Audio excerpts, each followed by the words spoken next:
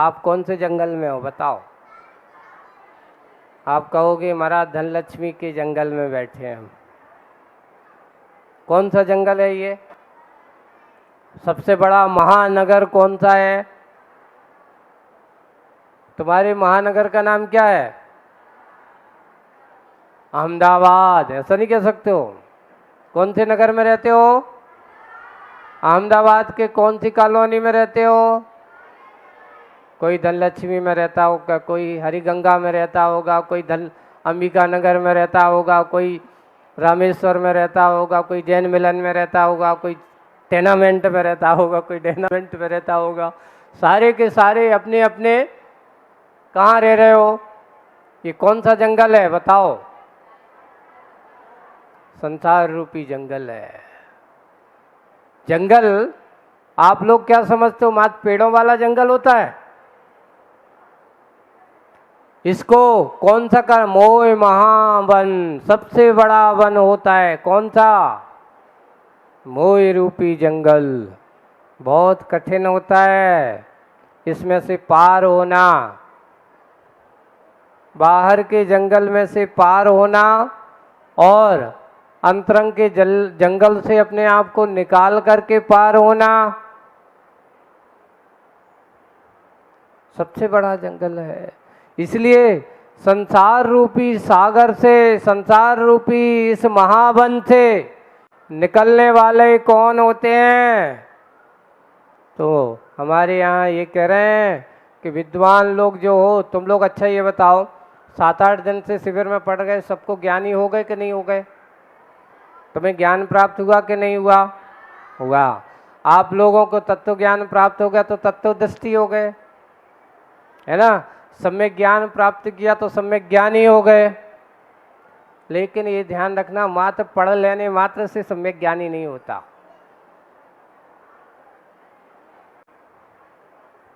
किताब को पढ़ लेने से या किताब को हाथ लेने से सम्यक ज्ञानी हो गया ना। सम्यक ज्ञानी कौन होता है? अरे सम्यक ज्ञानी वह होता है कि ज्ञान प्राप्त करके उस ज्ञान को अपने आचरण का विषय बना ले। किसका बना ले?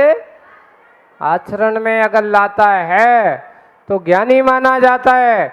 ऐसे तो ना जाने कितने पढ़ने वाले किताबों को, ग्रंथों को पढ़ करके रिसर्च कर लेते हैं, बड़े बड़े शोध कर लेते हैं, बड़े बड़े ग्रंथों को निकाल लेते हैं, लेकिन वो ज्ञानी नहीं बन पाते। वो तो उनका काम सिर्फ लिखने का था, शोध करने का था। शोध वही माना जाता है जो आत्मबोध का कारण हो। अगर आत्मबोध है तो वह ज्ञान सम्यक ज्ञान माना जाएगा, और आत्मबोध नहीं है तो वो ज्ञान आपका सम्यक ज्ञान नहीं माना जाएगा। इसलिए पढ़ना, पढ़ करके उसको समझना, समझ करके उस तत्व को अपने जीवन में आत्मसात करना, ये शिविर लगाने का उद्देश्य आपके सामने जो होता है। ये 10 दिन आपको मात्र गर्मी में, ये छुट्टियों में 10 दिन के दौरान हमने जो तत्व ज्ञान अर्जित किया, तत्व ज्ञान अर्जित करके अगर इस तत्व ज्ञान को तुम अपने जीवन का अंग बनाओगे तो जीवन के किसी भी पड़ाव में तुम पहुंचना, ये तत्व ज्ञान आप कभी भूलोगे नहीं। ये बताओ, आप लोग कोई बीए करके आया होगा, कोई एमए करके आया होगा, कोई बीकॉम करके आया, कोई बीएससी करके आया, कोई इंजीनियरिंग बन करके आया होगा, है ना? और कोई, सभी ने पढ़ करके आए हैं। ये पुरानी पुस्तक तुम्हें याद है क्या? कोई आपने क्या पढ़ा होगा? पढ़ लिया कि पढ़ डाला? बताओ, आपने शिविर में पढ़ डाला कि पढ़ लिया? पढ़ डाला। वो कह रही है, देखा ये पढ़ के जो छोड़ दिया उसका नाम पढ़ डाला, और पढ़ के जो लिया सो उसका नाम। तो आपने पढ़ लिया कि पढ़ डाला? और आपने जो क्लासें पढ़ कर के आए हो वो क्या करी? पढ़ डाली। जो क्या किया? जो लौकिक शिक्षाएं जो पढ़ कर के आप आए हो, तो आप कहते हो मैं एमए हूँ, मैंने बीए किया है, मैंने 12वीं की है, मैं 10वीं करके आया हूँ, आदि आदि जो करके आते हैं, तो वो क्या होता है, वो पढ़ डालो। लेकिन ये ज्ञान जो है आपको संसार रूपी वन से निकालने का कारण होगा। संसार रूपी वन में भटकाने वाला नहीं है। तुम्हें संसार रूपी वन से निकलना है कि भटकना है? तो अपने यहाँ कहा अज्ञान एक ऐसी चीज है जो तुम्हें संसार रूपी वन में भटकाती रहेगी। लेकिन सम्यक ज्ञान जो होता है कि संसार रूपी वन से निकालने का एक माध्यम, एक कारण है। इसलिए आपको क्या करना है, हमें बुद्धिमान बन गए हो, ज्ञानवान बन गए हो, तो आपको ये समझ लेना चाहिए कि जो जिससे हमें संसार के पाप की क्रियाओं से संसार का कारण बनता हो, ऐसे उन कारणों से अपने आप को बचाओ और संसार के कारणों से निकलने की कोशिश करना चाहिए। आगे 23वें नंबर की कारिका पे आ जाते अपन। अगला पढ़ते 73, खोलो पेज नंबर 73। कस्य वसै प्राणी गणा सत्य प्रिय भाषणो विनीतस्य क्वा स्थातव्यम न्याये पथि दृष्टा दृष्टिलाभाय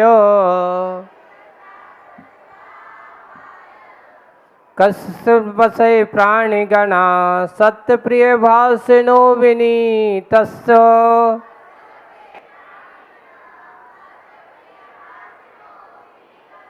क्वा स्थातव्यम न्याये पथि दृष्टा दृष्टिलाभाय।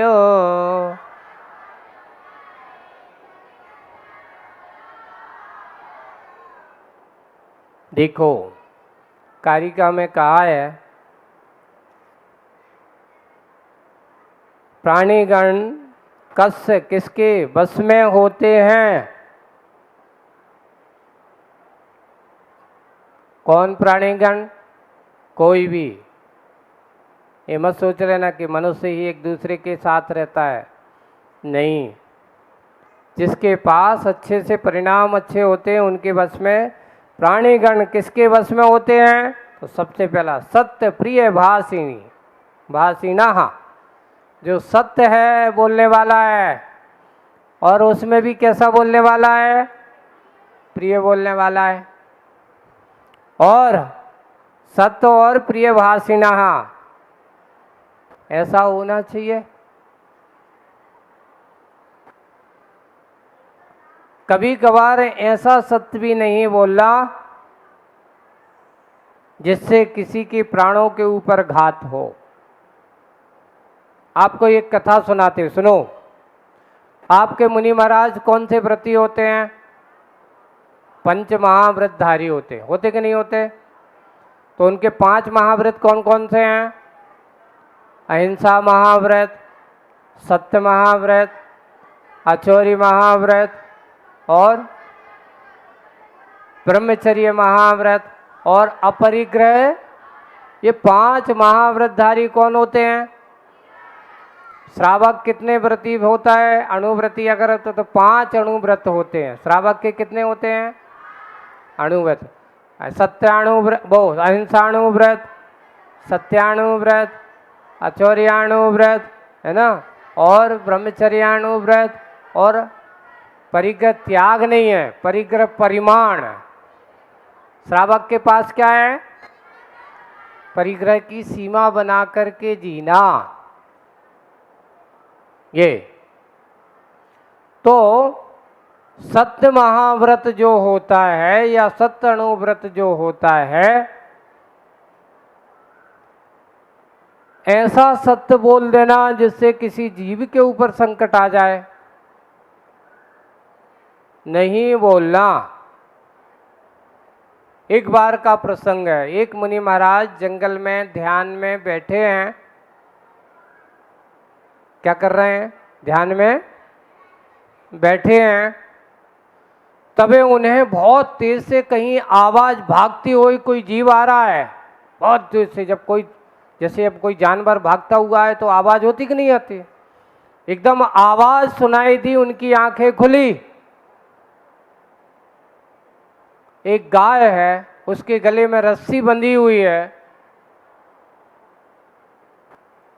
वो कहीं से भाग करके आई है, रस्सी तोड़ करके आई है, और भागते भागते मुनि महाराज ने देखा, कोई होगा संकट में होगी आ रही हो, तो मुनि महाराज ने देखा, देख करके उसको सहज दृष्टि से उन्होंने कोई बात नहीं, प्राणी है, कोई संकट में होगा, गया, चला गया। थोड़ी देर बाद एक हाथ में बड़ा सा चाकू लिए हुए एक, उसको जिसका जीवन काम ही पशुवध करना, मारना, वो आया और मुनि महाराज के सामने खड़ा है। क्यों बाबा, यहां पर कोई तुमने गाय देखी? अब बताओ। महाराज ने गाय देखी थी कि नहीं देखी थी? देखी थी। और ना करते हैं तो कौन से व्रत में दोष लगेगा? सत्यानुव्रत व्रत में। और हाँ कहते हैं तो कौन से व्रत में दोष लगेगा? अहिंसा महाव्रत में। ठीक है, महाराज क्या करें बताओ, बड़ी दुविधा में आ गए। महाराज बड़ी दुविधा में आ गए, क्या किया जाए। तो महाराज बैठे थे, खड़े हो गए, और खड़े होकर के उससे पूछा, भाई क्या बोला? बोले कि तुमने यहां से कोई जाती हुई गाय देखी क्या? तो महाराज क्या बोलते हैं, जब से मैं खड़ा हूं तब से मैंने कोई गाय नहीं देखी। जब से मैं खड़ा हूं तब से मैंने कोई गाय नहीं देखी। बताओ, महाराज ने झूठ बोला कि सही बोला? लेकिन उसमें थोड़ी सी मायाचारी जरूर की। थोड़ी सी क्या की उन्होंने? इसको कहते हैं संजुलनकित माया। क्यों? क्योंकि झूठ छुपाने की दृष्टि है वहां, लेकिन एक जीव के जीवन का सवाल है। एक जीव के जीवन का सवाल है। और हुआ ये कि वो जो गाय इस साइड गई थी, अब उसको कुछ समझ में नहीं आया, और वो मारने वाला वो कहाँ चला गया? इस तरफ पे चला गया, और गाय की दिशा अलग हो गई, मारने वाले की दिशा अलग हो गई। महाराज सोचते हैं कि चलो कम से कम मेरी थोड़ी सी माया में एक जीव की अगर रक्षा हो गई तो मुझे ऐसा, उन्होंने झूठ नहीं बोला, सत्य महाव्रत में दोष नहीं लगा। जब से मैं खड़ा हूं, क्योंकि बैठे थे, जब गाय निकली थी तब महाराज क्या थे? बैठे थे। और जब महाराज खड़े हुए तब गाय को नहीं देखा। तो उन्होंने कहा, जब से मैं खड़ा हूं तब से मैंने कोई गाय को नहीं देखा।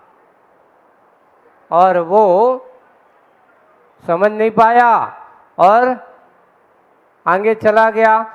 इसको बोलते हैं, देखिए कि ऐसे व्यक्ति जो होते हैं प्राणियों को ऐसे वश में, जो कभी सत्य तो बोलते हैं पर ऐसा सत्य नहीं बोलते कि जिससे किसी के ऊपर क्या हो जाए। अब आप लोग भी ये सोच लेना।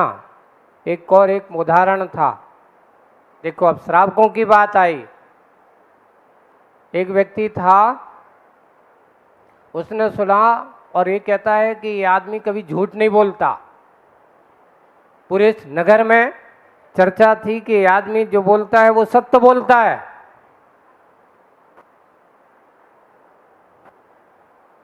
तो सत्य बोलता है। अब वो अनुव्रती है, गृहस्थ है। तो उससे एक व्यक्ति ने कहा, आज तो मैं देखता कैसा सत्यवादी, इसको झूठ बुलवा के रहूंगा। आज इसको क्या करूंगा मैं? झूठ बुलवा के रहूंगा। तो बोले कि तो वो बोल ही नहीं सकता। अच्छा देखो आज मैं बुलवाऊंगा इसको, झूठ बुलवा के रहेगा, इसका व्रत नियम तोड़वाऊंगा। उसने क्या किया, कहीं से एक चिड़िया को पकड़ा, श्रावक है ना, और चिड़िया को पकड़ा और पकड़ करके उसके सामने गया, क्योंकि वो सोच के गया था कि जो कहेगा उसको झूठा सिद्ध करना है। इसको क्या सिद्ध करना है, वो तो मानने के वाला था, तुम जो कहोगे हम तो सबके सामने क्या करने वाले हैं। और सुनो, वो वहां पे गया और जा कर के उसने हाथ में पकड़ी हुई चिड़िया को थोड़ा सा उसका मुख दिखाया, देख मेरे हाथ में चिड़िया है। 4 लोगों को और साथ में ले लिया कि देख लेना, देखो आज ये झूठा बोलेगा। और चिड़िया को दिखाया और ऐसा पकड़े कि ये जो कहेगा, उससे पूछा ये बताओ ये चिड़िया जिंदा है कि मर गई। अभी जिंदा है ऐसा कहता है तो अभी क्या करेगा, ये दबा देगा, 1 मिनट में मर जाएगी। और अभी ये कहता है वो मरी है तो अभी ये क्या कर देगा। थोड़ा सा स्वाध्यायी था आपके सामने, तो उसने अनुभव वचन का सहारा लिया। देखो अनुभव वचन को क्या होता है, या उभय वचन भी ऐसा कहते हैं, ना सत्य है और ना असत्य है, ऐसा भी कह सकते हैं। अनुभव वचन का सहारा लिया, उसने कहा कि मुझे तो ऐसा लगता है जैसे चिड़िया मर गई हो।